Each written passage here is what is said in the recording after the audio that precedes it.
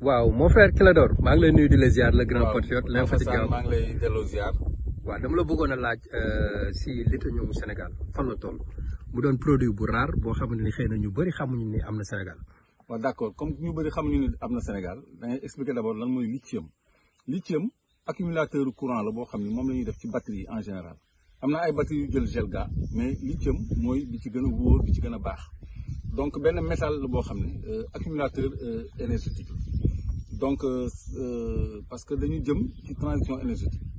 Europe par exemple Union européenne signé nañu benn loi boo xam ne à partir de 2035 oto buy am moteur dootul daw voiture électrique kese la ñuy utiliser donc lithium day gën di am valeur.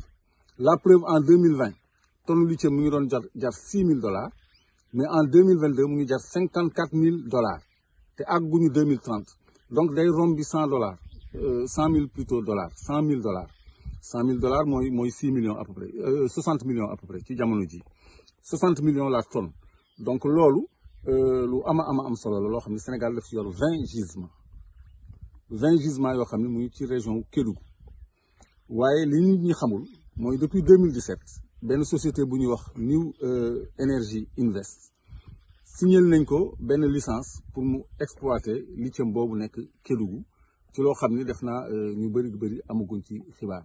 seen serviteur Clédor Sène nag moo leen koy toppal di leen ci jox dig daje ci fan yi ñu gën ko yaatal ñu xam lan mooy lithium ban licence la ñuy joxe yan mooy terme accord yi bon c'est tout le temps 10% pour nous et 90 pour les autres mais yi ci biir yëpp dinañ ko wax parce que gisement lithium fu mu nekk dafay ànd ak ay minerais associés lithium day ànd ak thorium day ànd ak beneen minerai aussi ñett lañu yoo xam ne ñoom ñooy ànd.